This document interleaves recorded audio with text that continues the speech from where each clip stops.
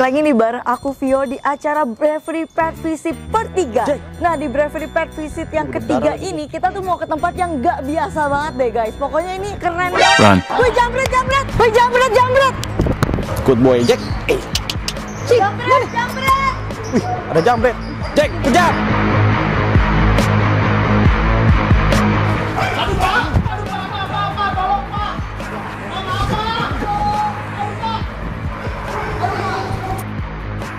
Mana HP-nya?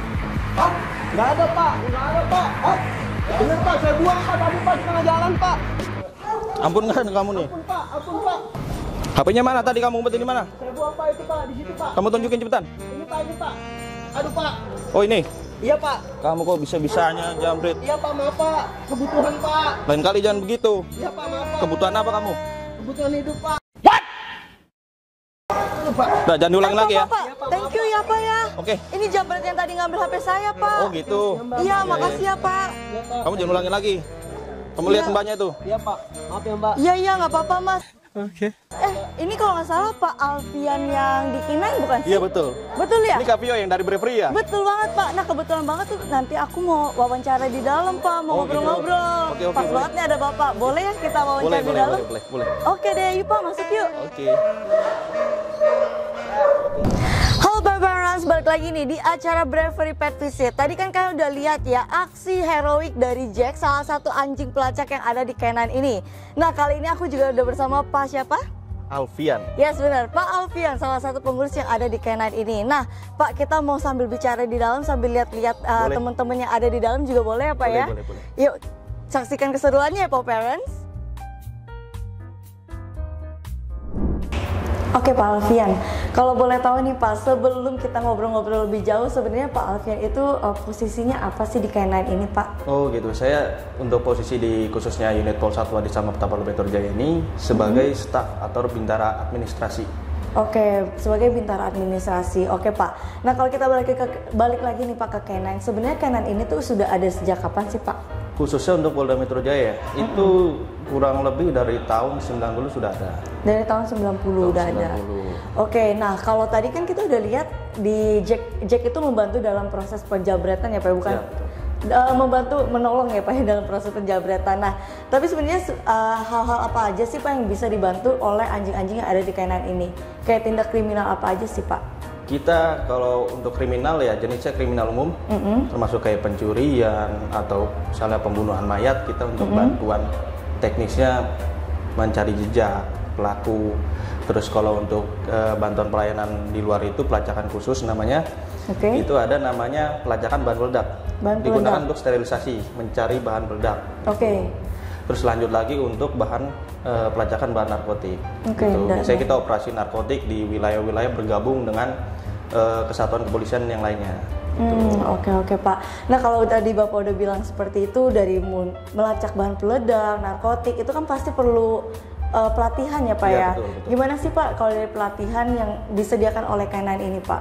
Untuk khususnya di kepolisian ini kita kan ada sedikit bahan-bahan khusus yang harus disediakan seperti bahan peledak itu kan tidak mudah didapatkan. Betul. Gitu kan. Namun karena kita difungsikan untuk itu, kita bergunakan untuk latihan. Terus bahan narkoba pun seperti itu.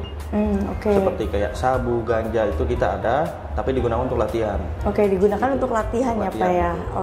Nah Pak mau tanya juga nih, kalau ini kan sebenarnya anjing-anjing khusus untuk membantu polisi yang ada di K9 ini. Tapi kalau misalkan kayak saya punya anjing, saya mau minta tolong nih ke K9, boleh gak sih ngelatih anjing saya gitu Pak? Boleh banget. Karena gimana ya, kita kan pelayanan ya pada masyarakat bagaimanapun. Entah ada masalah anjingnya itu galak dengan yang lain gitu kan, kita nggak tahu. Kebanyakan sih yang kita terima dari masyarakat, habis dia menerima anjing itu, anjing itu hanya apal pada ownernya sendiri. Tapi kayak pembantunya atau saudara-saudara di situ dia nggak mau diatur di situ atau nggak deket. Nah kebanyakan galak di situ, bermasalah, akhirnya melapor kepada kita bagaimana cara penanganannya atau cara rehabnya bagaimana, seperti itu. Dan kebanyakan yang udah selesai rehab itu balik lagi ke masyarakatnya itu akan lebih baik ya Pak ya? Mudah-mudahan lebih baik karena rata-rata semua itu kan skalanya parah ya Mbak. Gitu, ada yang sampai mohon maaf pembantunya digigit gitu. Bahkan kami pun di sini untuk penanganannya sama juga sampai tergigit juga gitu, karena sifat anjing itu kan kita nggak bisa tahu karena dia belum bisa ngomong gitu. Iya, betul. Jadi kita harus benar-benar bagaimana sih maksudnya obediennya dia, terus kepribadian anjing ini kita harus benar-benar perhatikan. Tapi itu namanya risiko kita bermain dengan binatang bertaring, otomatis kita juga pasti digigit juga, itu resikonya sih Pak. Oke, nah Pak, kalau dari segi perawatan nih Pak, kan kalau anjing-anjing biasanya ada grooming tiap bulan, tiap minggu ya, karena kalau dari anjing K9 ini gimana Pak? Ada yang membedakan nggak sih? Sebenarnya kalau untuk keseluruhan sama sih pola perawatannya, kita ada grooming juga setiap minggu, bahkan kalau bisa dibilang kita lebih, seminggu itu bisa sampai 2 atau 3 kali. Karena kan digunakan untuk bertugas di luar ya, gitu kan. Nah, untuk penyakit yang sering kita ini kan kutu. Oke, kutu. Gitu. Nah, kita antisipasinya ya setelah melaksanakan penugasan, dia sebelum masuk kennel itu atau kandang, kita bersihkan dulu kakinya. Kita periksa dulu, kita sisir bulu-bulunya, terus kita berikan dry shampoo atau powder yang khusus untuk takutnya ada parasit atau virus yang masuk itu. Untuk mencegah ya Pak ya, Untuk terjadinya mencegah, ada penularan kutu ya, karena kan ke masyarakat ya Pak ya. Ya, betul. Oke, nah kalau dari sisi K9 sendiri punya gak sih Pak perawatan kayak kedokteran yang emang dilakukan setiap bulannya atau pengecekan lah, pengecekan kesehatan? Untuk pengecekan kesehatan kita dilaksanakan setiap seminggu sekali. Kebetulan kita juga bekerja sama dengan dokter untuk perawatannya. Itu jadi itu pun di rolling seminggu sekali.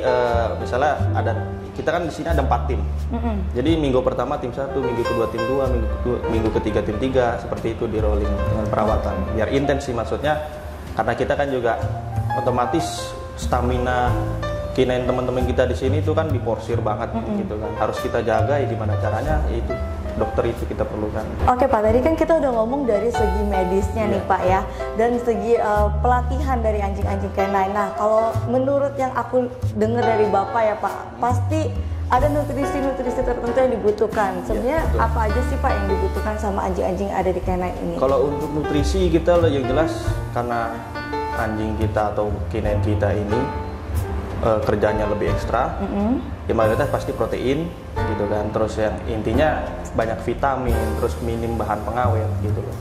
Wah, kalau kayak gitu ini pas banget ya teman-teman sama Bravery Dry Food nih. Kalau dari K9 sendiri apakah pernah coba Bravery nih Pak? Bravery kita pakai varian ada 2. Oh, ya, pakai dry food. Oke, Kalau wet apa foodnya gitu, kita Pak? pakai 1, kalau dry food kita pakai varian yang lamb adult dan chicken adult. Kalau untuk wet foodnya kita pakai varian yang tuna. Oke, wah ini berarti anjing-anjing K9 ini udah jadi teman-teman Bravery juga ya teman-teman ya. Oke Pak, sebelum kita lanjut di segmen selanjutnya, karena kita mau lihat fasilitas-fasilitas yang ada di K9, kita mau break dulu, kita mau lihat video yang berikut ini ya.